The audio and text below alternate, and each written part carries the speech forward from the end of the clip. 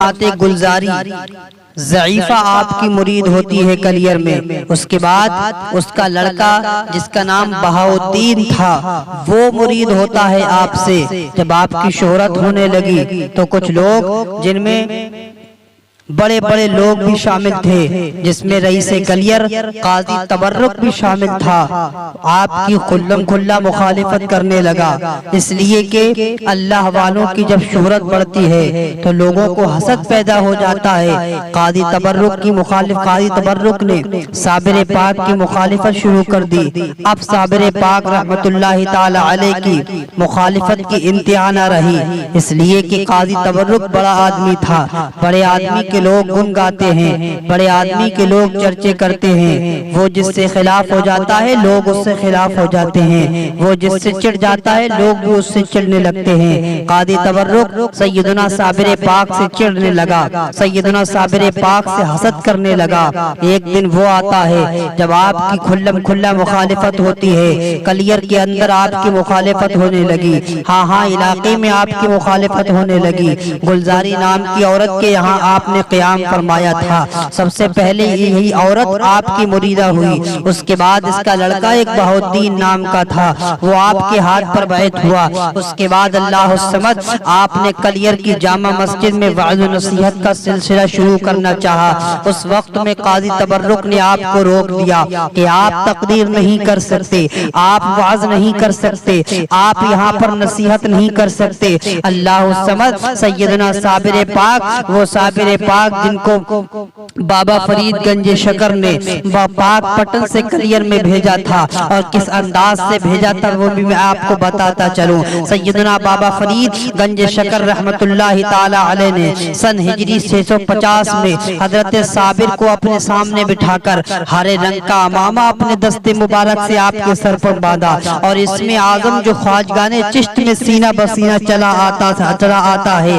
آپ کو وہ سکھایا، اور آپ کو خرقہ خلافت عطا فرما کر آپ کو دہلی کی ری رخصت کر دیا، اور سند ہائے اجازت نامہ ولایت آپ اپنے دست مبارک سے لکھ کر فرمایا، اس کو سب سے پہلے شیخ جمال کو دکھلا کر اس پر ان کے سگنیچر کروا لینا، ان سے مہر لگوا لینا، اور بعد میں تم دہلی جانا۔ اللہ الصمد چنانچہ سیدنا صابر پاک پٹن سے ہانسی کے لیے روانہ ہوئے۔ جیسے ہی حضرت جمال شیخ رحمت اللہ تعالی علیہ نے آپ کو آتا دیکھ کر آپ اپنے آپ کو دروازے پر لے کر آئے، اور دروازے پر آ کر آپ کا استقبال کیا۔ سیدنا صابر پاک رحمت اللہ تعالی علیہ اور آپ کی تعظیم میں کوئی دقیقہ باقی نہ رکھا، اور حال پیر دستگیر کا حال پوچھا۔ اسی گفتگو میں نماز مغرب کا وقت ہو گیا۔ اللہ الصمد اور دونوں صاحبان نے ساتھ ساتھ نماز مغرب ادا کی۔ نماز مغرب ادا کرنے کے بعد حضرت سیدنا صابر پاک علیہ الرحمت والرضوان نے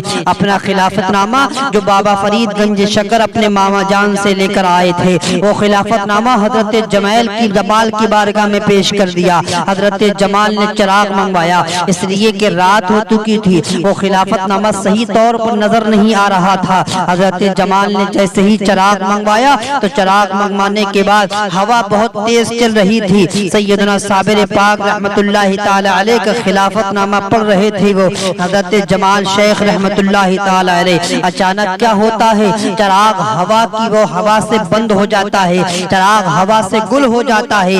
اب سیدنا صابر پاک نے چراغ پر پھونک ماری تو چراغ روشن ہو جاتا ہے۔ اللہ الصمد یہ تھا سیدنا صابر پاک کی کرامت، جب آپ کی مبارک پھونک سے چراغ روشن ہو جاتا ہے۔ اور ایک روایت میں تو یہاں تک آتا ہے سیدنا صابر پاک نے چراغ پر پھونک کو نہیں مارا تھا، بلکہ سیدنا صابر پاک نے اپنی انگلی پر دم کیا تھا اور انگلی چراغ کا کام کرنے لگی تھی۔ یہ سیدنا صابر پاک رحمت اللہ تعالی علیہ کی ذات ہے۔ اللہ الصمد جب یہ کرامت آپ کی بابا جمال نے دیکھی، جب یہ شیخ جمال نے آپ کی کرامت دیکھی، اور آپ سے فرمایا کہ آپ کا جو خط مبارک وہ پڑھ رہے تھے انہوں نے اس کو ٹکڑے ٹکڑے کر دیا، انہوں نے اس کو پاش پاش کر دیا۔ اس نے پھونک مار کر سیدنا صابر پاک کی جب یہ کرامت حضرت شیخ جمال نے دیکھی کہ آپ نے پھونک مار کے انگلی کو روشن کر دیا ہے، آپ کے جلال کا یہ عالم ہے کہ ایک منٹ کی بھی دیری برداشت نہیں کی آپ نے، اتنی جلدی آپ کو سگنیچر چاہیے تھے۔ یہ جمال کا جلال کا عالم تھا سیدنا صابر پاک کا۔ شیخ جمال نے دیکھا اس کا جلال بہت زیادہ ہے، شیخ جمال نے ولایت کی نگاہ سے دیکھ لیا اس کا جلال بہت زیادہ ہے، یہ دہلی کو برداشت نہیں کر سکتے اور دہلی والے ان کو برداشت نہیں کر سکتے۔ جیسے ہی جمال شیخ نے آپ کا خط کو پھاڑ دیا، آپ وہاں سے اٹھ کر چلے آتے ہیں اور بابا فرید اپنے ماما کی بارگاہ میں پہنچتے ہیں، سارا ماجرا بیان کرتے ہیں۔ ماما جان، آج سیدنا شیخ جمال اللہ جن کے پاس آپ نے بھیجا تھا، انہوں نے تو میرا خرقہ نامہ کو پھاڑ دیا، انہوں نے میرے خط کو پھاڑ دیا، انہوں نے تو میری خلافت نامے کو پھاڑ دیا۔ اللہ الصمد حضرت سیدنا صابر پاک رحمت اللہ تعالی علیہ اپنے ماما جان کی خدمت میں جیسے ہی پیش کرتے ہیں سارا واقعہ، تو حضرت بابا فرید فرماتے ہیں جمال کے پھاڑے ہوئے کو فرید سی نہیں سکتا ہے، جمال کے اجڑے ہوئے کو فرید آباد نہیں کر سکتا ہے، جو ہونا تھا وہ ہو گیا، مشیت یزدی میں کسی کو چارہ نہیں ہے، لیکن گھبراؤ نہیں، اطمینان رکھو، خدا کے حکم سے تمہارے لیے کلیر شریف مقرر ہو گیا ہے۔ اس کے بعد کاغذ اور قلم لے کر اپنے دست مبارک سے کلیر شریف جانے کا حکم دیا۔ اللہ الصمد اس شام سے آتے ہیں میرے صابر کلیر میں حضرت بابا فرید گنج شکر جو آپ کے ماموں بھی تھے اور پیر و مرشد بھی تھے آپ کے، اللہ کے حکم سے آپ کے لیے کلیر تحریر فرمایا۔ سیدنا صابر پاک مخدوم علاء الدین کلیری رحمت اللہ تعالی علیہ کو خود ہی مہر لگا دی اور علیم عبدال اللہ کو آپ کے ہمراہ کلیر کی طرف روانہ کر دیا۔ یہ تھا واقعہ حضرت صابر پاک کے کلیر آنے کا۔ جس وقت آپ کے مخالفت کلیر کی جامع مسجد میں شروع ہوئی تو آپ کو واعظ و نصیحت سے روک دیا گیا۔ حضرات، یہ واعظ و نصیحت سے روکنا اس خاندان کو کوئی نیا نہیں ہے، اس لیے کہ سیدنا صابر پاک علیہ رحمت و رضوان کو واعظ و نصیحت سے روکا گیا تو آپ نے گویا کہ سوچا ہوگا یہ کوئی میرے ساتھ نیا معاملہ نہیں ہے۔ امام حسین کی بیٹی اور امام حسین کے بیٹے سید سجاد امام زین العابدین کو کربلا کے بعد دمشق کی جامع مسجد میں خطاب کرنے سے روکا گیا تھا۔ ہاں، یہ سیدنا امام زین العابدین رضی اللہ تعالی عنہ کی بات کر رہا ہوں۔ میرے آقا سیدنا امام حسین رضی اللہ تعالی عنہ کے لخت جگر سیدنا امام زین العابدین رضی اللہ تعالی عنہ کو کربلا کے بعد جو میدان کربلا کے بعد سیدنا امام زین العابدین کو دمشق کی جامع مسجد میں خطاب کرنے سے روکا گیا تھا، اور جب خطاب کرنے سے یزید نے روکا تھا اس وقت میں اذان ثانی کا حکم دیا تھا یزید نے اور کہا تھا کہ خطبے کی اذان پڑھ دی جائے۔ اس وقت میں جب مؤذن نے کہا تھا اشہد ان محمد الرسول اللہ، اس وقت میں بیمار سید سجاد نے کہا تھا یزید بتا تو صحیح، جس اذان میں یہ محمد نام آ رہا ہے یہ تیرے نانا ہے کہ میرے نانا ہے؟ یہ جس کا نام تو مؤذن پکار رہا ہے یہ تیرے نانا ہے کہ میرے نانا ہے؟ لوگوں نے کہا تھا بے شک تمہارے نانا ہے۔ ہاں، یہ کوئی نیا سلسلہ نہیں ہے اس خاندان کو تقریر کرنے سے روکنے کا، اس لیے کہ علماء کے پاس اگر کوئی طاقت ہے تو وہ زبان کی طاقت ہے۔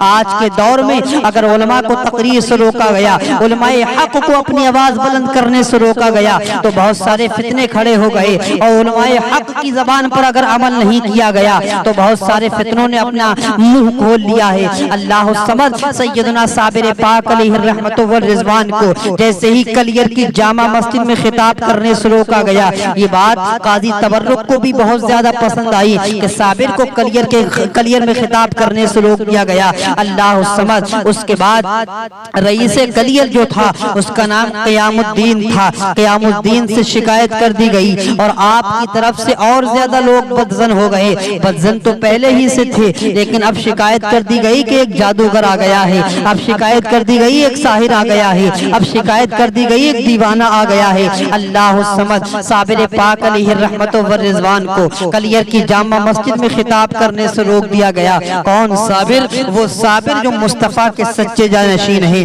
وہ صابر جو غوث اعظم کی سچی اولاد ہے، وہ صابر جو ولایت کے شہنشاہ ہیں، وہ صابر جو بادشاہ اولیاء ہیں، وہ صابر جو سیدنا امام بابا فرید گنج شکر کے بھانجے ہیں، وہ صابر جن کی والدہ کا کوئی جواب نہیں، وہ صابر جن کے باپ کا بھی کوئی جواب نہیں۔ اب کیا ہوتا ہے؟ جمعے کی نماز کا وقت آتا ہے، جب حضرت صابر پاک مسجد میں وعظ فرما رہے تھے تو جو کلیر والے لوگ تھے وہ ارد گرد جمع تھے۔ اب یہاں پر جو صابر پاک کی ولایت کا چرچا ہو چکا تھا، صابر پاک کی ولایت کا ڈنکا بج چکا تھا، جو کلیر کے رئیس لوگ تھے انہوں نے ایک پلاننگ تیار کی، انہوں نے ایک مشورہ تیار کیا، ہم صابر سے بھرے مجمع میں سوال کریں گے، اگر صابر نے جواب دے دیا تو کیا بات ہے، اور اگر صابر جواب نہ دے سکے تو ان کو اسی مجمع میں ہم ذلیل کر دیں گے، اسی مجمع میں ہم ان کو رسوا کر دیں گے۔ اللہ الصمد۔ لیکن ان کو کیا پتا تھا، حضرت صابر پاک علیہ الرحمت والرضوان نے جیسے ہی اتنا سنا کہ میرا امتحان لینا چاہتے ہیں، سیدنا صابر پاک کا امتحان بھی کس شان سے لیا جاتا ہے۔ سیدنا صابر پاک سے بھرے مجمع میں کہا جاتا ہے اگر واقعی صاحب ولایت و کرامت ہے آپ تو اس بکری کا پتہ لگائیے جو آج سے 3 مہینے پہلے غائب ہو گئی ہے،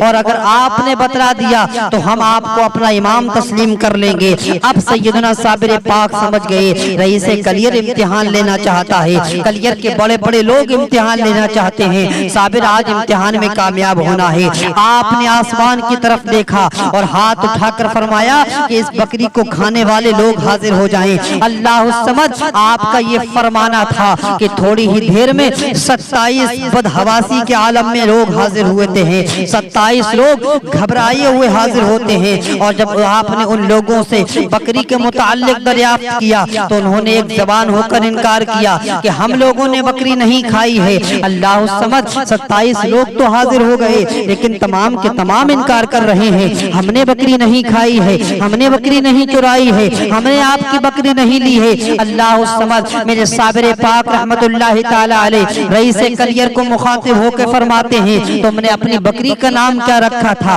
اپنی بکری کا نام آپ نے جو رکھا ہو وہ بکری کا نام لے کر پکاریے۔ جیسے ہی تاریخ میں آتا ہے کہ انہوں نے اپنی بکری کا نام حرمنا رکھا تھا یا حرمنا رکھا تھا، حرمنا لے کر انہوں نے بکری کا نام پکارا تو لوگوں کے پیٹ سے آواز آ رہی تھی بکری کی، بکری نے سارا ماجرا خود بیان کر دیا، بکری خود بول رہی تھی کہاں اس کو ذبح کیا گیا، کہاں اس کو کاٹا گیا، کہاں اس کا گوشت بھون کر کھایا گیا، کہاں اس کا گوشت کھایا گیا، بکری نے خود بنایا، اس لیے کہ یہ امتحان لینا چاہتے تھے اور یہ نہیں جانتے تھے فانوش بن کے جس کی حفاظت ہوا کرے، فانوش بن کے جس کی حفاظت ہوا کرے وہ شمع کیا بجھے جسے روشن خدا کرے۔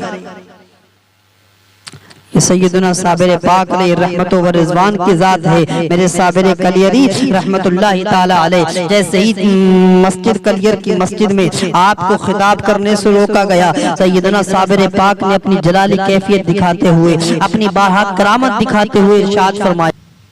یہ کرامت سیدنا صابر پاک کی قاضی تبرک نے دیکھی تو اس نے قاضی کے سامنے جا کر کہا تو لوگ آپ کو جادوگر کہنے لگے۔ آپ نے کہا اللہ کا شکر ہے کہ حضور کی سنت ادا ہو گئی، حضور کو بھی لوگوں نے جادوگر کہا تھا تو قرآن کی آیت نازل ہوئی تھی ان نون والقلم وما یسطرون ما انت بنعمت ربک بمجنون ان لک لاجرا غیر ممنون۔ یہ قرآن کی آیت نازل ہوئی تھی جب حضور کو مجنون کہا گیا تھا، حضور کو پاگل کہا گیا تھا، حضور کو جادوگر کہا گیا تھا۔ اللہ الصمد۔ آج سیدنا صابر پاک سوچتے ہوں گے، آج سیدنا مخدوم علاء الدین علی احمد صابر کلیری سوچتے ہوں گے اللہ کا شکر ہے حضور کی سنت ادا ہو گئی۔ آپ کو کلیر آئے ہوئے ابھی زیادہ عرصہ نہیں گزرا تھا کہ آپ کے کمالات و کرامات کی شہرت دور دور تک پہنچ گئی، آپ کی فیوز و برکات سے لوگ مستفید ہونے لگے۔ آپ خود کبھی خلاف شریعت نہ چلے تھے اور نہ کبھی کسی کو چلاتے تھے شریعت کے خلاف، اللہ الصمد، نہ کسی کو شریعت کے خلاف چلتے ہوئے برداشت کرتے تھے۔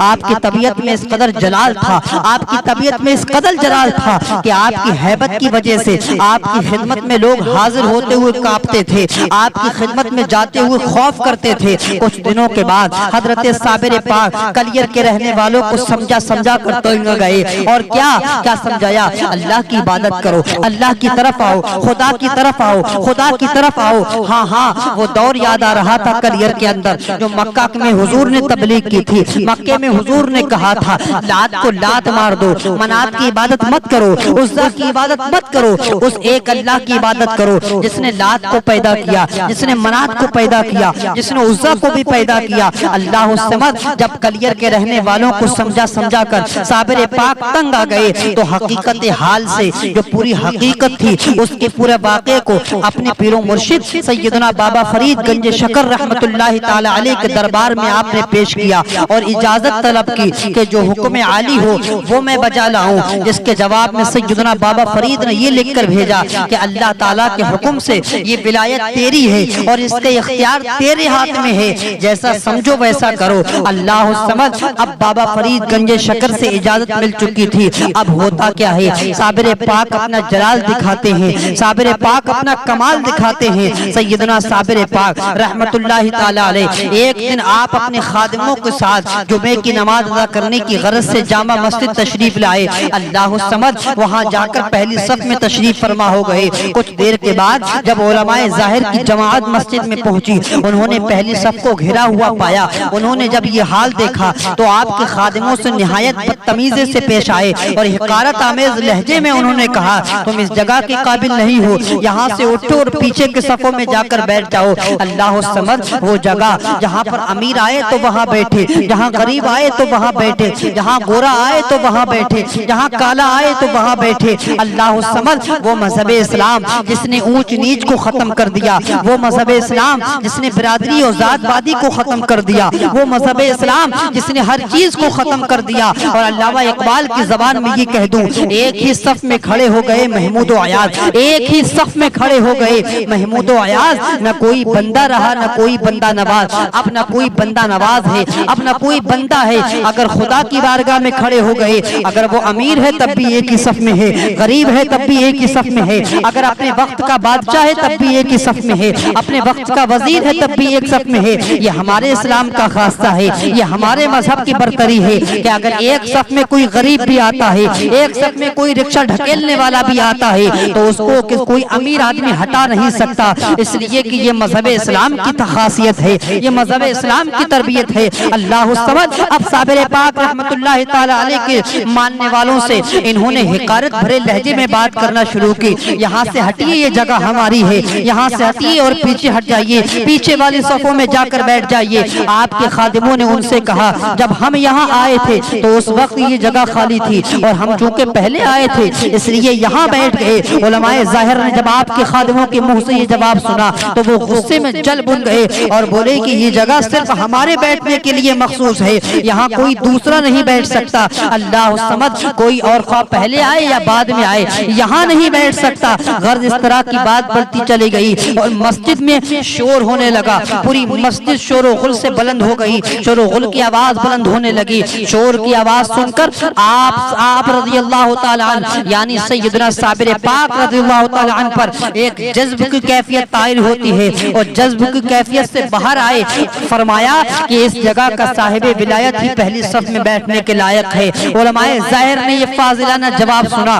تو ان کے تن بدن میں آگ لگ گئی اور غضبناک ہو کر پوچھنے لگے کہ اگر تم صاحب ولایت ہو تو تمہاری ولایت کا ثبوت کیا ہے، تمہاری ولایت کا پروف کیا ہے؟ اللہ الصمد۔ اس پر آپ کو بھی اور جلال آ گیا۔ آپ نے ارشاد فرمایا کہ میری ولایت کا ثبوت یہ ہے کہ تم سب ابھی مر جاؤ گے۔ اللہ الصمد۔ اہل شہر میں سے کوئی زندہ نہیں بچے گا، طویل عرصے تک یہ شہر کبھی آباد نہیں ہو سکے گا۔ یہ کہہ کر آپ اپنے تمام خدام کے ساتھ میں باہر تشریف لائے مسجد کے اور مسجد سے کہا اے مسجد وہ جہاں پر سارے لوگ نماز ادا کریں، جہاں پر غریب بھی نماز پڑھے، جہاں امیر بھی نماز پڑھے، جہاں پر بادشاہ بھی نماز پڑھے، جہاں رعایا بھی نماز پڑھے اور میرا صابر نماز نہ پڑھے۔ اللہ الصمد۔ یہ کہہ کر آپ نے مسجد کو حکم دیا اے مسجد ہر چیز جب سجدے میں ہے تو کیوں قیام میں ہے، تو بھی سجدے میں چلی جا۔ اللہ الصمد۔ جیسے ہی آپ کی زبان فیض ترجمان سے اتنے الفاظ کا نکلنا تھا کہ مسجد فوراً سجدے میں چلی جاتی ہے اور شہید ہو جاتی ہے اور تمام لوگ جو مسجد کے اندر موجود تھے ایک دم مر جاتے ہیں۔ اللہ الصمد۔ گلزاری بھی یہ واقعہ سن کر فوراً اپنے گھر کی طرف سے آ گئی۔ کون گلزاری؟ وہ گلزاری جو سب سے پہلے صابر پاک کے ہاتھ پر بیعت ہوئی تھی۔ اللہ الصمد۔ اب صابر پاک علیہ رحمت و رضوان سے عرض کرنے لگی حضور میرا لڑکا बहाउद्दीन भी इसी मस्जिद में नमाज पढ़ने के लिए आया था। हुजूर मैं अपने लड़के को देखना चाहती हूँ, हुजूर मैं अपने लड़के को बचाना चाहती हूँ, वो तो आपका मुरीद है, हुजूर मेरा बड़ा चहीता बेटा है। अब सैयदना साबिर पाक की करामत दर करामत मुलाहिजा कीजिए। सैयदना साबिर पाक ने इरशाद फरमाया, आपने फरमाया आखिर वाली सीढ़ी के नीचे आ गया है, जाकर निकाल ले। गुलजारी ने कहा सरकार सीढ़ी उठाने की ताकत मुझ में नहीं है, सरकार सीढ़ी को हटाने की हिम्मत मुझ में नहीं है, मैं गरीब और नादवा औरत हूँ, मुझे इसको नहीं उठा मिलेगा। साबिर पाक ने हजरत अली मुल्ला अब्दाल से फरमाया जाकर हमारा नाम लेकर लड़के को निकाल लो। अली मुल्ला अब्दाल आपके हुक्म के मुताबिक सीढ़ी के पास आए और बहाउद्दीन का हाथ पकड़ कर निकाला और इत्तेफाक से साबिर पाक के कहने के मुताबिक मुसम्मात गुलजारी का बेटा नजर आ रहा था। ये सैयदना साबिर पाक की तकदीर, ये सैयदना साबिर पाक की शान है। हाँ, निगाहे वली में वो तासीर देखी, निगाहे वली में वो तासीर देखी, बदलती हजारों की तकदीर देखी। ये सैयदना साबिर पाक का जलाल था। एक जलाल में साबिर पाक ने कलियर की मस्जिद को शहीद कर दिया। क्यों? इसलिए कि नमाज अदा नहीं करने दी साबिर पाक को। आप जरा तसव्वुर तो करें, साबिर पाक का जलाल बेजा नहीं आया था, शरीयत के मुताबिक आया था। जब तक शरीयत मलहूज थी साबिर साबिर थे, लेकिन अब साबिर को नमाज से रोका गया। वो नमाज जिसके बारे में हुजूर ने फरमाया मोमिन और काफिर के दरमियान अगर फर्क है तो सिर्फ नमाज का फर्क है। अल्लाह समद। अब सैयदना साबिर पाक अलैहि रहमतु व रिज़वान को जब नमाज से रोक दिया गया, मस्जिद शहीद हो गई। मस्जिद के शहीद होते ही बाकी लोगों में खौफ और हिरास फैल गया। आपने गुलजारी और उसके बेटे से फरमाया जो मेरे दोस्त और अकीदतमंद हैं उनसे कह दो कि फौरन ही 12 कोस के फासले पर चले जाएं, 12 कोस की दूरी पर चले जाएं। जब अकीदतमंद चले गए तब ऐसी वबा फैली, एक ऐसी बला फैली कि बहुत से लोग इसके शिकार हो गए और एक भी आदमी न बच सका। जब आपके कहर आलूद नजर से जमीन पर पड़ी तो कलिया शरीफ के चारों तरफ 10-10 कोस से ज्यादा रकबे में इंसान, मवेशी, दरख्त, खेतियां वगैरह सब कुछ जलकर फना हो गया था। हाँ, आप जरा तसव्वुर करें, जैसा कि आप सुन चुके कि सैयदना साबिर पाक की जलाली कैफियत बहुत थी, मगर कलिया शरीफ की बर्बादी के बाद, कलिया शरीफ की वीरानी के बाद जब आपकी ये कैफियत अपनी इंतहा को पहुंच गई, आपके जलाल का ये आलम हो गया था कि जिस जगह भी आपकी निगाह पड़ती वहीं से आग के शोले बुलंद होने लगते। आपके रोबो जलाल के डर से कोई आदमी भी आपके पास नहीं जाता था। अल्लाह समद बयान किया जाता है कलिया शरीफ की बर्बादी के बाद तकरीबन 12 साल की तवील मुद्दत तक एक गूलर के दरख्त को पकड़े हुए इस्तिगराक की हालत में खड़े रहे और न दिन को खाते थे न रात को सोते थे, बस रात को दिन रात खड़े रहते थे। अल्लाह समद उनके हालात का इल्म जब आपके मामा जान सैयदना बाबा फरीद गंज शकर को हुआ तो उन्हें बड़े अफसोस हुआ। तो उन्होंने अपने एक मुरीद और खादिमों से फरमाया जो भी मेरे साबिर को बिठाए में कामयाब हो जाए, जो भी साबिर को बिठाने में कामयाब हो जाए वो चाहेगा वही वो पाएगा। इस बात को सुनकर सैयदना हजरते शमशुद्दीन जो बाबा फरीद गंज शकर की खिदमत में रहते थे आपको बिठाने का वादा कर लिया। मैं बिठाऊंगा साबिर को, मैं बिठाऊंगा अलाउद्दीन को। अल्लाह 12 साल से खड़े हैं साबिर पाक, आज बिठाएंगे अब अलाउद्दीन को। अल्लाह समद हजरत शमशुद्दीन को समझाया कि खबरदार अली अहमद साबिर कलियरी के सामने से न गुजरना, बल्कि उनकी जानिबे पुश्त भी न करना। अल्लाह समद उनकी तरफ पीठ भी न करना। इतना जलाल था साबिर पाक का।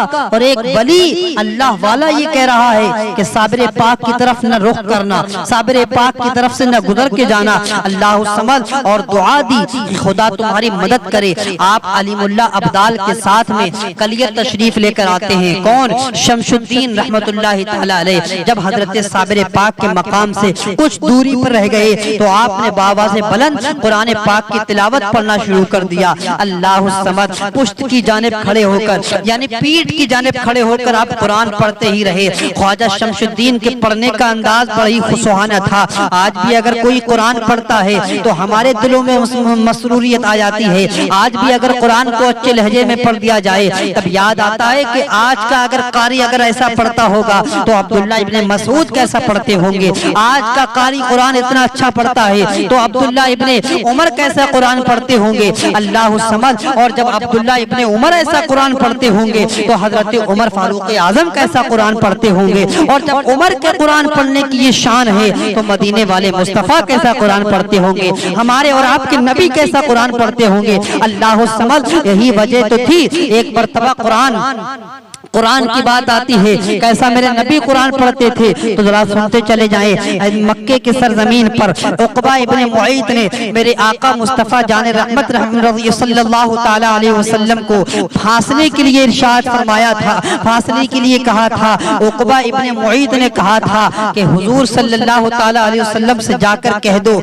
क्या वो मक्के में शादी करना चाहते हैं, क्या वो हमसे मालो दौलत चाहते हैं, अच्छे घराने की लड़की चाहते हैं। अगर वो ये चाहते हैं उनको सब कर दिया जाएगा, लेकिन वो इस्लाम की तबलीग बंद कर दे, इस्लाम को वो इस्लाम की तबलीग करना छोड़ दे। लेकिन मेरे आका मुस्तफ़ा जाने रहमत की बारगाह में उक़बा इब्ने मुअय्यिद गया था और उसने कहा था अगर आपको अच्छे घराने में रिश्ता चाहिए वो भी आपको मिल जाएगा, अगर अच्छी आपको माल दौलत की कसरत चाहिए वो भी आपको मिल जाएगी, आपको मक्के की बादशाहत चाहिए वो भी आपको मिल जाएगी, लेकिन आप इस्लाम की तबलीग करना छोड़ दे, आप इस्लाम की तबलीग को छोड़ दे। अल्लाह समझ। मेरे आका मुस्तफ़ा जान रहमत से जब इतना कहा तो मदीने वाले मुस्तफ़ा उसके जवाब में कुछ इरशाद नहीं फरमाते हैं, यही कुरान पढ़ते हैं। हामीम तंज़ीलुल किताब मिनर रहमानिर रहीम जब इतना पढ़ते हैं उक़बा इब्ने मुअय्यिद आकर वापस आकर कहता है कि मोहम्मद ने जो कलाम पढ़ा है, मोहम्मद ने जो किताब पढ़ी है वो किताब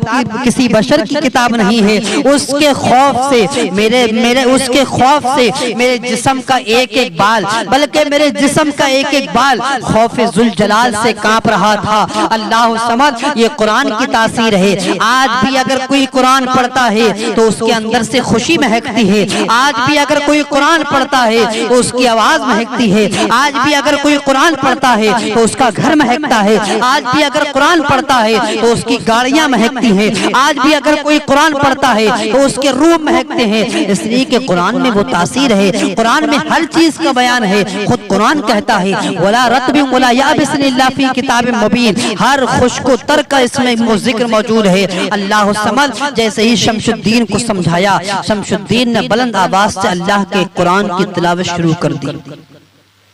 साबिर पाक 12 साल तक खड़े रहने के बाद कैसे बैठे वो सुनिए। 12 साल तक खड़े रहने के बाद बैठे कैसे वो सुनिए। सैयदना साबिर पाक के पीठ के पीछे हजरत शमशुद्दीन ने कुरान पढ़ना शुरू किया। जब कुरान पढ़ना शुरू किया अंदाज बड़ा सुहाना था। बड़ी देर के बाद साबिर पाक मुतवज्जे हुए। क्यों? इसलिए कि वो महवे दीदार इलाही थे, अल्लाह के दीदार में मुस्तगरक थे, खुदा का दीदार कर रहे थे। और कोई जलवों को देखता हो, कोई जलवों को देखता हो। एक तूर पर एक तजल्ली फरमाई थी मूसा अलैहिस्सलाम से।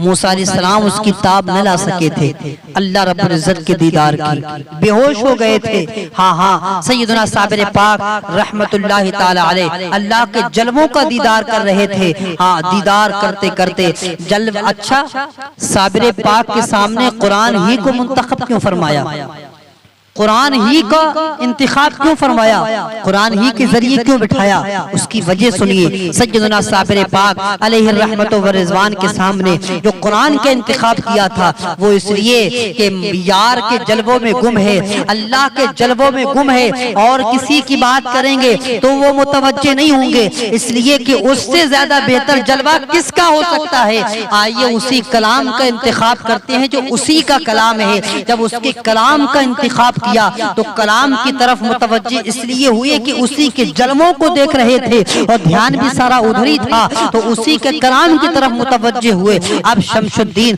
ख्वाजा शमशुद्दीन जैसे ही आपकी कुरान की तिलावत सुनते हैं और पढ़ने का अंदाज भी बड़ा सुहाना था। बड़ी देर के बाद साबिर पाक मुतवज्जे हुए और फरमाया पीठ की जानब कलामुल्लाह पढ़ना ठीक नहीं है, सामने आकर कुरान शरीफ पढ़ो। کیا فرمایا؟ سامنے آ کر قرآن شریف پڑھو۔ ادھر بابا فرید نے کہا تھا صابر کے سامنے نہ جانا، صابر کے سامنے سے نہ گزرنا، اگر سامنے سے گزرو گے تو جل کر خاک ہو جاؤ گے۔ لیکن صابر کہہ رہے ہیں پیٹھ کے پیچھے قرآن پڑھنا درست نہیں ہے، سامنے آ کر پڑھیے۔ اب ہوتا کیا ہے، اللہ الصمد، آپ اسی طرح کلام اللہ شریف پڑھتے رہے اور جب کافی دیر ہو گئی تو رک گئے۔ حضرت صابر پاک نے فرمایا کیوں رک گئے ہو، پڑھو تو۔ شمس الدین نے عرض کیا کہ حضرت کھڑے کھڑے تھک گیا ہوں، اب کھڑے ہونے کی ہمت نہیں ہے، بہت دیر ہو گئی، تھک گیا ہوں، کھڑے کھڑے پڑھنے کی طاقت نہیں ہے۔ حضرت صابر نے فرمایا اچھا بیٹھ جاؤ۔ اس پر حضرت شمس الدین نے پھر عرض کیا یہ کیسے ممکن ہے سرکار کہ آپ کھڑے رہیں غلام بیٹھ جائے، آپ کھڑے رہیں اور غلام بیٹھ جائے، خادم بیٹھ جائے مخدوم کھڑا رہے۔ اللہ الصمد، جب دوبارہ آپ نے بیٹھنے کو کہا تو شمس الدین نے پھر وہی جواب دیا، عرض کیا سرکار آپ کھڑے رہیں اور غلام بیٹھ جائے، ایسا نہیں ہو سکتا۔ تو حضرت صابر پاک نے فرمایا چلیے بندہ بھی بیٹھ جاتا ہے، آپ بھی بیٹھ جائیے۔ چنانچہ صابر پاک نے بیٹھنے کا ارادہ فرمایا، لیکن کسی طرح سے بیٹھتے ہاتھ پیر چل ہو گئے تھے۔ حضرت شمس الدین نے بامشکل سہارا دے کر اسی گولر کے درخت سے کمر لگا کر آپ کو بٹھا دیا۔ حضرت شمس الدین نے سہارا دے کر حضرت صابر پاک کو بٹھا دیا۔ جب صابر پاک کو خدا کے جلووں سے متوجہ تھے، وہاں سے ہٹ کر آپ کو ہوش آیا دنیاوی زندگی کا، حالانکہ ہوش تو تھا لیکن اللہ کے جلووں کا دیدار کر رہے تھے۔ جب آپ کو ہوش آیا تو آپ نے شمس الدین سے فرمایا تجھ کو میرے مرشد نے بھیجا ہے، میرے مرشد نے بھیجا ہے؟ اس پر شمس الدین نے جواب دیا جی سرکار آپ کی مرشد نے بھیجا ہے۔ ہاں جیسا کہ آپ کو معلوم ہے میرا ارادہ ہے پاک پٹن جانے کا، اگر حضرت مستقل طور پر اس غلام کو اپنی خدمت کا شرف عطا فرمائیں تو یہیں قرام کر لوں۔ حضرت صابر پاک نے آپ کے سر پر ہاتھ رکھا اور فرمایا تم میرے فرزند ہو۔ شمس الدین سے فرمایا تم میرے فرزند ہو۔ اس کے بعد حضرت صابر پاک سے حضرت شمس الدین نے عرض کیا حضرت بھوک لگ رہی ہے، آپ نے ارشاد فرمایا گولر توڑ کر ابال لو اور کھاؤ۔ اس پر سیدنا شمس الدین نے گولر توڑ لی اور اس کو ابالی، مرشد کے سامنے پیش کی، آپ نے کھانے سے انکار کر دیا۔ اس پر شمس الدین نے کہا یہ کیسے ممکن ہے سرکار کہ حضرت نہ کھائیں اور میں کھا لوں؟ تو آپ نے گولریاں کھائیں۔ پھر حضرت شمس الدین نے آپ کو وضو کرایا اور دونوں نے نماز مغرب ادا کی اور عشاء کی نماز کے بعد حضرت صابر پاک نے آپ کو ہدایت فرمائی۔ دیکھا آپ نے جیسے ہی استغراق کی کیفیت ہٹی، سیدنا صابر پاک جو اللہ کے دیدار، اللہ کے جلووں کا دیدار کر رہے تھے، اس کی طرف سے توجہ جیسے ہی آپ کی ہٹی، فوراً ہی آپ نماز کی طرف آئے، فوراً ہی نماز کی طرف آئے۔ حالت جسم میں کسی پر نماز معاف ہو جائے یہ تو شریعت میں اجازت ہے، لیکن واقعی کا جذبی کیفیت ہے اس پر یہ دیکھنا ہوگا۔ سیدنا صابر پاک 12 سال تک کھڑے رہے۔ لوگ اعتراض کرتے ہیں صابر پاک نے نماز کیوں نہیں پڑھی 12 سال تک؟ دیکھیے جو خدا کا دیدار کرتا ہو، اس کے جلووں میں گم ہو تو وہ پھر نماز بھی پڑھتا ہوگا، یہ ہمارا ایمان کہتا ہے۔ یہ تو ہماری نگاہیں کوتا ہیں، ہماری نگاہ اس کے قصوروار ہے کہ ہم اس کو نہیں دیکھ سکتے۔ اللہ الصمد۔ اس کے بعد آپ نے ہدایت فرمائی بعد نماز عشاء میرے نزدیک ہرگز نہ آنا بلکہ دور الگ رہنا، تہجد کی نماز کے وقت آنے کی اجازت ہے۔ حضرت شمس الدین نے کچھ دور جا کر اپنی رات بسر کی۔ حضرت شمس الدین کا روزانہ یہ اصول ہو گیا کہ آپ تہجد کے وقت اپنے مرشد کی خدمت میں حاضر ہوتے اور ان کو استغراق کی حالت میں پاتے۔ 2-3 بار کا کان میں جب آپ صلات کہتے ہیں، 2-3 بار کان میں صلات کہتے ہیں تو ان کو ہوش آ جاتا، پھر ان کو وضو کراتے اور اس کے بعد میں نماز تہجد اور پھر فجر، پھر عالم استغراق میں غرق ہو جاتے۔ اللہ الصمد کیسی کیفیت ہوتی ہوگی، اور کبھی کبھی اس گولر کا ٹہنا پکڑ کر کھڑے ہو جاتے تھے۔ حضرت شمس الدین ان کو یاد دلاتے کہ نماز کا وقت قریب ہے تو آپ وضو فرماتے اور نماز ادا کرتے۔ حضرت شمس الدین نے پھر ایک جھوپڑی تیار کی اور دونوں وہاں رہنے لگے۔ اللہ الصمد کلیر ویران ہو چکا تھا، اب دوبارہ کلیر آباد ہو رہا ہے۔ اللہ الصمد جیسے ہی وہاں رہنے لگے۔ حضرت صابر پاک روزانہ دن میں روزے سے رہتے تھے اور افطار کے وقت شمس الدین گولر ابال کر آپ کے سامنے پیش کیا کرتے تھے۔ تو کبھی کبھی عالم استغراق میں فرماتے خدا کھانے پینے سے پاک ہے، اللہ الصمد، یہ جذبی کیفیت تھی صابر پاک کی۔ پھر کچھ ہوش آتا تو فرماتے ہاں لاؤ، خدا خدا خدا ہی ہے اور بندہ بندہ ہی ہے۔ جب خدا کے جلووں میں گم ہوتے تھے تو گویا کہ اپنے آپ کو خدا کہلواتے تھے اور کہتے تھے خدا کھانے سے پاک ہے، اور لیکن جب خدا کی جلووں سے توجہ ہٹتی تھی تو فرماتے تھے لاؤ کھلاؤ، خدا خدا ہے بندہ بندہ ہے، اللہ الصمد۔ حضرت شمس الدین کے اور کوئی بنی آدم خدمت عالی میں نہیں رہتا تھا، صرف حضرت شمس الدین ہی آپ کی خدمت میں موجود تھے۔ حضرت شمس الدین ہر وقت حاضر خدمت رہتے تھے، جو ارشاد ہوتا اس کی فوراً تعمیل کرتے۔ اگر اتفاق سے کچھ وقفہ ہو جاتا تو آپ فرماتے کہ شمس الدین اندھا ہو گیا ہے، اللہ الصمد۔ یہ صابر پاک تھے، آپ کی جلالی کیفیت کا یہ عالم تھا کہ جو زبان سے نکل جاتا تھا وہ فوراً خدا کی بارگاہ میں قبول ہو جاتا تھا۔ جب آپ فرماتے شمس الدین اندھا ہو گیا ہے تو وہ فوراً اندھے ہو جاتے تھے، اور فرماتے شمس الدین لنگڑا ہو گیا ہے تو وہ لنگڑے ہو جاتے تھے۔ پھر جب آپ کو اپنے فرزند کا اندھا ہونا لنگڑا ہونا محسوس ہوتا تو بارگاہ خدا میں عرض کرتے تھے اے رب العالمین، میرا تو ایک ہی شمس ہے، اس کو اچھا کر دے۔ جب حضرت شمس الدین جب جیسے ہی دعا کرتے سیدنا صابر پاک، شمس الدین فوراً اصلی حالت پر آ جاتے تھے۔ یہ حضرت صابر پاک کی جلالی کیفیت تھی۔ ہاں ہاں، حضرت شمس الدین آپ کی خدمت میں آئے، حضرت مخدوم پاک کے نزدیک ایک جھوپڑی میں رہنے لگے تو ہلکے ہلکے رفتہ رفتہ دیگر لوگوں نے بھی آمد و رفت کا سلسلہ شروع کر دیا۔ دور دور سے لوگ آپ کی خدمت میں حاضر ہوتے رہے اور آپ کے فیض سے مشرف ہوتے رہتے تھے، لیکن کوئی انسان رات کے وقت میں آپ کے پاس نہیں ٹھہر سکتا تھا۔ ایک مرتبہ حضرت نظام الدین محبوب الہی کا ایک مرید حضرت صابر پاک کی خدمت میں حاضر ہوا۔ بعد سلام پہنچانے کے بعد حضرت سے دریافت کرنے لگا حضرت آپ کے کتنے مرید ہیں؟ آپ نے فرمایا صرف ایک، شمس الدین، صرف ایک۔ پھر آپ نے اس مرید سے دریافت کرنے لگے تمہارے مرشد کتنے؟ شمس الدین سے پوچھا تمہارے مرشد کتنے؟ تو آپ نے ارشاد فرمایا جتنے آسمان میں تارے ہیں اتنے میرے مرشد ہیں، اللہ سمجھ، اتنے میرے مرشد ہیں۔ حضرت مسکرائے فرمانے لگے ہمارا شمس اولیاء میں مثل آفتاب کے ہے، اللہ اکبر۔ حضرت نظام الدین اولیاء کی خلیفہ خاص حضرت امیر خسرو جو اپنے زمانے کے بہت بڑے فارسی کی شاعر تھے، حضرت صابر پاک کی زیارت کرنے کلیر شریف تشریف لائے اور اپنا کلام حضرت صابر پاک کو سنایا، فارسی میں لکھا ہوا شعر صابر پاک کو سنایا۔ آپ ان کے بہت خلوص محبت کے ساتھ ان سے پیش آئے۔ جب امیر خسرو واپس حضرت نظام الدین اولیاء کے پاس آئے اور ان سے سارا واقعہ سنایا تو دیکھیے اللہ والوں کی شان کیا ہوتی ہے۔ آج کوئی مدینے جاتا ہے، اس کی آنکھوں میں جب مدینے کا نقشہ وہ کھینچ کر لاتا ہے تو دل چاہتا ہے کہ آنکھوں کو اس کی چوم لے، ہم اس کی آنکھوں کو چوم لے۔ ایسے ہی حضرت نظام الدین اولیاء نے ان کی آنکھیں چوم لی، اور کیونکہ انہوں نے اپنی آنکھوں سے حضرت صابر پاک کا دیدار کیا تھا، کس قدر محبت ہوتی نظام الدین اولیاء کو صابر پاک سے، آج حاجیوں کی آنکھوں کو چوما جاتا ہے۔ سیدنا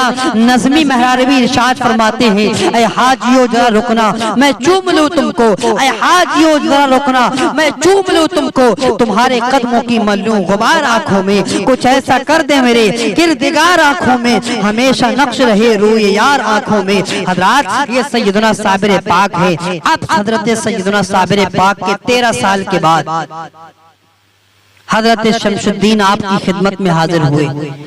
آپ کے تشریف لانے کے کچھ عرصے کے بعد حضرت بابا فرید کا وصال ہو گیا۔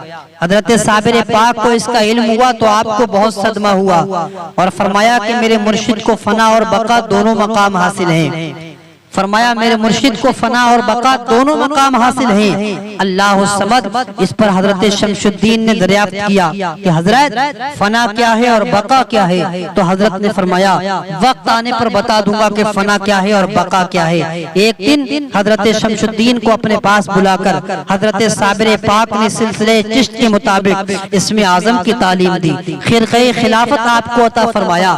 جب انہیں آپ کی خدمت کرتے کرتے 24 سال گزر گئے گئے تو آپ نے ایک دن ان سے فرمایا شمس الدین اب تیری تربیت مکمل ہو چکی ہے، اب تم جاؤ شاہی فوج میں نوکری کر لو، مگر یاد رکھو جس دن بھی تم سے کوئی کرامت سرزد ہوگی تو وہ دن ہماری زندگی کا آخری دن ہوگا، تو میرا فرزند ہے، سوائے تیرے بندگان خدا میں سے کوئی میری تدفین میں شامل نہ ہوگا۔ اللہ الصمد فوراً آ کر مرشد کی تدفین کرنا، اس کے بعد اس سرزمین پر نہ ٹھہرنا بلکہ پانی پت چلے جانا۔ یہ شمس الدین پانی پت یہیں سے شمس الدین پانی پتی کے نام سے مشہور ہوئے ہیں۔ یہ سن کر حضرت خواجہ شمس الدین نے عرض کیا حضور کو غسل دیا جائے گا؟ اس پر حضرت نے فرمایا ہاں۔ اس پر شمس الدین نے عرض کیا جبکہ بندگان خدا میں سے کوئی نہ ہوگا تو حضور تنہا غسل کیسے دیا جائے گا؟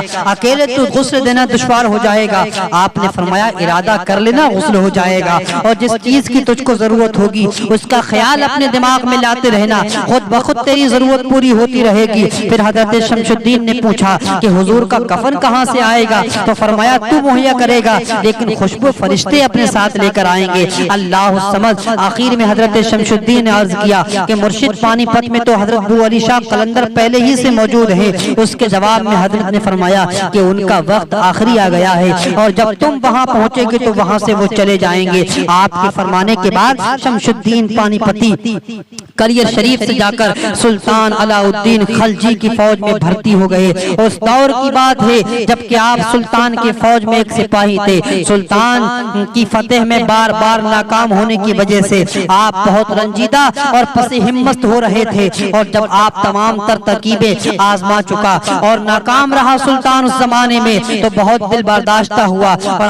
آخر میں اس کا سلسلے میں فقراء کی آمد چاہی۔ اس کے پورے وزیروں نے غریبوں اور فقیروں کی مدد چاہی۔ اللہ الصمد سلطان جن دنوں فقیروں کی تلاش میں مارا پھر رہا تھا اور پریشان تھا تو کسی فقیر نے سلطان سے کہا کہ سلطان بغر میں کٹورا اور شہر میں ڈھنڈورا۔ سلطان نے جب ان سے اس فقرے کی وضاحت چاہی تو انہوں نے کہا تم بیکار ہی فقراء کی تلاش میں سرگردہ پھر رہے ہو، حالانکہ خود تمہاری فوج میں اتنا عظیم شخص موجود ہے، اگر وہ دعا کرے تو فتح ساتھ ہے، اگر وہ دعا کرے تو تم کفار کو نیست و نابود کر دو گے۔ اللہ الصمد سلطان نے پوچھا مجھے پتہ کیسے چلے گا؟ وہ بزرگ کون ہیں؟ فقیر بولے کہ ان بزرگ کی علامت یہ ہے کہ آج رات میں زور کی ہوا چلے گی تو تمام سپاہیوں کے چراغ گل ہو جائیں گے، پوری لشکر میں صرف ایک ہی چراغ روشن رہے گا اور وہ چراغ انہی بزرگ کا چراغ ہوگا۔ سلطان یہ بات سن کر بہت خوش ہوا، نہایت بے چینی کے عالم میں رات ہونے کا انتظار کرنے لگا۔ خدا خدا کر کے رات آئی، آہستہ آہستہ ہوا چلنے شروع ہوئی، رات بڑھتی گئی، ہوا کی تیزی میں شدت آتی گئی، یہاں تک کہ جب آدھی رات گزر گئی تو بہت تیزی کے ساتھ ہوا چلی اور ایک ایک کر کے تمام خیموں کے چراغ گل ہونے لگے۔ سلطان نے غور کیا تو اسے پتا چلا کہ سبھی خیموں کے چراغ گل ہو چکے ہیں، مگر پورے لشکر میں ایک خیمہ ایسا بھی تھا جس کا چراغ اپنی پوری آب و تاب کے ساتھ روشن تھا اور ہوا کی تیزی کا اس پر مطلق اثر نہ تھا۔ سلطان دوڑتا ہوا خیمے پر آیا تو اس نے دیکھا کہ شمس الدین تلاوت کلام پاک میں مشغول ہے۔ یہ دیکھ کر سلطان دست بست آپ کی خدمت میں حاضر ہو گیا۔ جب شیخ شمس الدین تلاوت قرآن پاک سے فارغ ہوئے اور سلطان کو اپنی خدمت میں دست بستہ کھڑے پایا تو سمجھ گئے کہ آج چھپنا مشکل ہے، چنانچہ وہ کلام پاک کو لپیٹ کر کھڑے ہو گئے اور سلطان سے پوچھا کہ سلطان نے اس وقت کیوں تکلیف فرمائی ہے آنے کی؟ سلطان نے اس طرح دست بستہ عرض کی کہ حضور میری خطا معاف ہو، مجھے دراصل آپ کی بزرگی اور آپ کی قدر و منزلت کا پتہ نہ تھا، آپ کی شان کا پتہ نہ تھا، آپ کے مرتبے کا پتہ نہ تھا، آپ کی منزلت کا پتہ نہ تھا۔ حضور سے گزارش ہے کہ دعا فرمائے تاکہ قلعہ جلد از جلد فتح ہو جائے۔ چنانچہ میں اپنی تمام ترکیبیں آزما کر عاجز آ چکا ہوں، اس کی فتح سے قریب مایوس ہو چکا ہوں۔ حضرت شمس الدین نے حسب معمول انکساری کا مظاہرہ کیا، فرمایا میں تو ایک معمولی سا آدمی ہوں، میں تو ایک معمولی سا آپ کا نوکر ہوں، میں بھلا اس قابل کہا کہ کسی نے آپ کو غلط اطلاع دی ہے؟ مگر سلطان نے کہا حضور میں پہلے ہی بہت شرمندہ ہوں، غلطی پر غلطی مت کرائیے، نادم ہوں، مجھے معاف فرمائیے، مگر قلعے کی فتح کے لیے دعا ضرور فرمائیے۔ اللہ الصمد جب سلطان کو اس قدر خوشامد کرتے دیکھا تو وہ سوچ میں پڑ گئے اور کافی دیر سوچنے کے بعد فرمایا میری کچھ شرطیں ہیں، آپ وہ مان لے تو میں دعا کر دوں گا۔ سلطان تو قلعے کی فتح یابی کے لیے بےتابی ہو رہا تھا، اس نے کہا آپ حکم فرمائیے، میں ہر شرط مارنے کو تیار ہوں۔ اللہ الصمد انہوں نے فرمایا سب سے پہلے تو میرا اس استعفا منظور کرے اور میری تنخواہ مجھے دے دے، میں یہاں سے روانہ ہو کر تقریباً 3 کوس کے فاصلے پر جا کر دعا کروں گا، آپ قلعے پر حملہ کر دے، اللہ نے چاہا تو قلعہ ضرور فتح ہو جائے گا۔ سلطان نے اسی وقت ان کی تمام باتیں مان لی، استعفا منظور کیا، تنخواہ دے دی، نہایت ادب و احترام کے ساتھ رخصت کیا۔ انہوں نے وہاں سے تقریباً 3 کوس کے فاصلے پر پہنچ کر دعا فرمائی اور چھتیس گڑھ کا قلعہ فتح ہو گیا۔ اللہ الصمد حضرت شمس الدین نے فوراً سمجھ لیا کہ آج پیر طریقت مخدوم صابر پاک کا وصال ہو گیا ہے۔ چنانچہ صابر پاک نے فرمایا تھا جس دن تم سے کوئی کرامت صادر ہو جائے گی اس دن سمجھ لینا تمہارا شیخ دنیا سے چلا گیا ہے۔ اللہ الصمد آپ کو ان کے وصال کا یقین ہو گیا تھا، اس لیے فوراً آپ کلیر شریف کے لیے روانہ ہو گئے۔ راستے میں آپ کو ٹھوکر لگی، آپ گر کر بے ہوش ہو گئے، جب ہوش میں آئے تو آپ کیا دیکھتے ہیں؟ میں کلیر شریف میں موجود ہوں۔ اللہ الصمد یہ سیدنا شمس الدین ترک پانی پتی رحمت اللہ تعالی علیہ جب حضرت شمس الدین کلیر شریف پہنچے تو آپ نے دیکھا کہ حضرت صابر پاک رحمت اللہ تعالی علیہ کا جسم اطہر بے جان پڑا ہوا ہے، اور ایسا معلوم ہوتا ہے کہ ابھی ابھی آنکھ بند ہوئی ہے۔ جنگلی شیر آپ کے قدم مبارک کی طرف کھڑا پہرا دے رہا ہے۔ آپ کو دیکھ کر شیر وہاں سے روانہ ہو گیا۔ حضرت شمس الدین نے اپنے پیر و مرشد کو غسل دینے کا ارادہ کیا تو غسل شریف ہو گیا، اس لیے کہ آپ نے فرمایا تھا ارادہ کر لینا غسل ہو جائے گا۔ اللہ الصمد غسل کے بعد کفن پہنانے کا ارادہ کیا تو تکفین خود بخود ہو گئی۔ جب جنازہ اطہر کو تدفین کے لیے تیار ہو گیا تو حضرت شمس الدین کو نماز جنازہ کی فکر ہوئی تو کیا دیکھتے ہیں کہ ایک شخص نقاب پوش بزرگ گھوڑے پر سوار تشریف لاتے ہیں، حضرت صابر پاک کی نماز جنازہ کی امامت فرماتے ہیں، اور بوقت سلام جب واپس ہوتے ہیں تو حضرت شمس الدین کا دیکھتے ہیں کہ اپنے بائیں جانب نماز جنازہ میں لمبی لمبی قطاریں لگی ہیں اور بہت سے لوگ شہید شریک ہیں، جن میں فرشتے بھی ہیں، عارفین بھی ہیں، شہداء بھی ہیں، رجال الغیب بھی شامل ہیں۔ بعد نماز جنازہ کے حضرت شمس الدین ترک پانی پتی رحمت اللہ تعالی علیہ نے نقاب پوش اپنے گھوڑے پر سوار ہونے لگے تو حضرت شمس الدین نے گھوڑے کے پاس جا کر ان کی باگ کو پکڑ لی، ان کے لگام کو پکڑ لیا اور نقاب پوش سے سوال کیا کہ اگر کوئی مجھ سے پوچھے گا کہ مرشد کی نماز جنازہ کس نے پڑھائی ہے تو میں کیا جواب دوں گا؟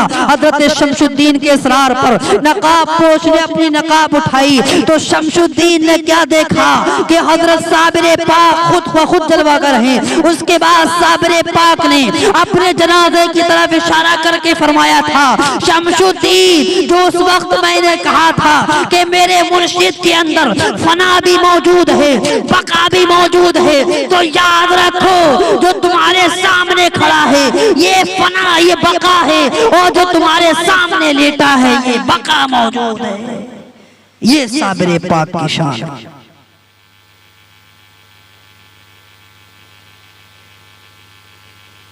میرے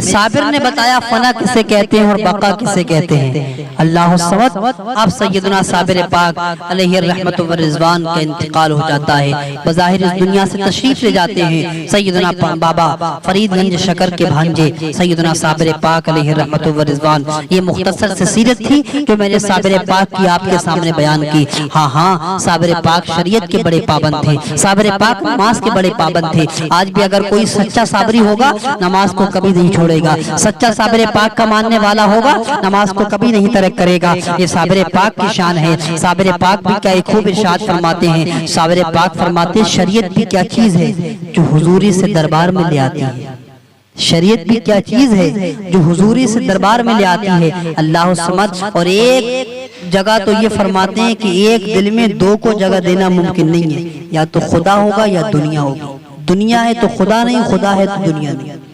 یہ صابر پاک کی شان ہے۔ تو جو صابر پاک کے سچے صابری ہیں ذرا وہ اپنا محاسبہ کر لیں کہ صابر پاک کے قول کے مطابق زندگی گزار رہے ہیں۔ اور صابر پاک فرماتے ہیں جاہل اور لالچی صوفی شیطان کا مسخرہ ہے۔